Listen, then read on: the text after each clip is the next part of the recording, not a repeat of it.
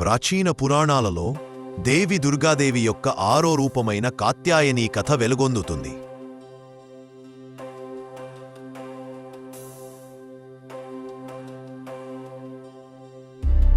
దివ్యజ్యోతి నుండి అవతరించిన ఆమె దుష్టులను సంహరించడానికి, నిరపరాధులను రక్షించడానికి జన్మించారు. ఆమె ధైర్యానికి, శక్తికి ప్రతీక.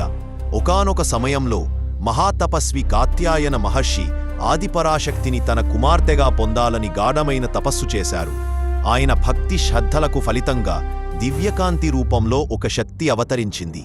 ఆ శక్తి కాత్యాయనిగా అవతరించి రాక్షసరాజు మహిషాసురుని సంహరించడానికి సిద్ధమయ్యింది. ఆ కాలంలో మహిషాసురుడు భూమి స్వర్గాలను వణికించాడు. వరప్రభావంతో అతనికి అపరాజితత్వం లభించింది.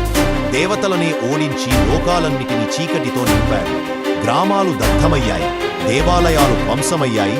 భయంతో మానవలోకం విలపించింది.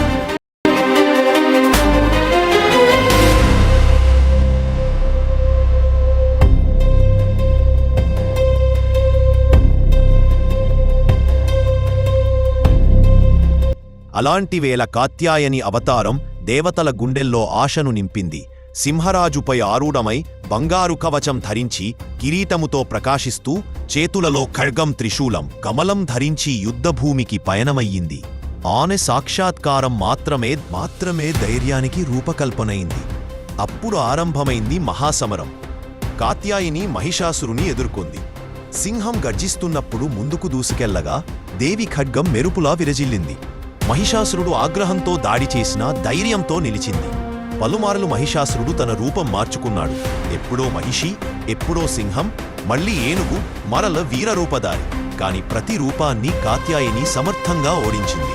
తన ఖడ్గంతో అతని మాయలను ఛేదించింది. త్రిశూలంతో అతని అహంకారాన్ని ధ్వంసం చేసింది. తన ధైర్యంతో అతని గర్వాన్ని చూర్ణం చేసింది. చివరికి మహిషాసురుడు తన అసలైన రూపంలో ప్రత్యక్షమయ్యాడు. యుద్ధం ఉగ్రరూపం దాల్చింది. ఆ సమయంలో కాత్యాయని ఒక్కసారి చేసిన ప్రహారంతో అతని గుండెలో వెలుగుదీపంలా ఖడ్గం దూసుకుపోయింది. మహిషాసురుడు గర్జించి నేలపై కూలిపోయాడు. దుష్టశక్తి అంతమైంది. దేవతలు సంతోషంతో పుష్పవర్షం కురిపించారు. లోకాలు వెలుగులతో నిండిపోయాయి. ప్రజల గుండెల్లో భక్తి మళ్లీ వెలిగింది. ఆ రోజు నుండి కాత్యాయని ధైర్యం, నీతి రక్షణలకు ప్రతీకగా నిలిచింది. నవరాత్రుల్లో ఆమెకు భక్తులు పూజలు చేసి శక్తి, పవిత్రత, విజయం కోసం ఆశీస్సులు కోరుకుంటారు. ఎటువంటి చీకటైనా శాశ్వతం కాదు.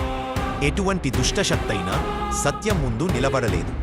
విశ్వాసం, ధైర్యముంటే మన జీవితంలోని ఏ సవాలు అయినా జయించగలం.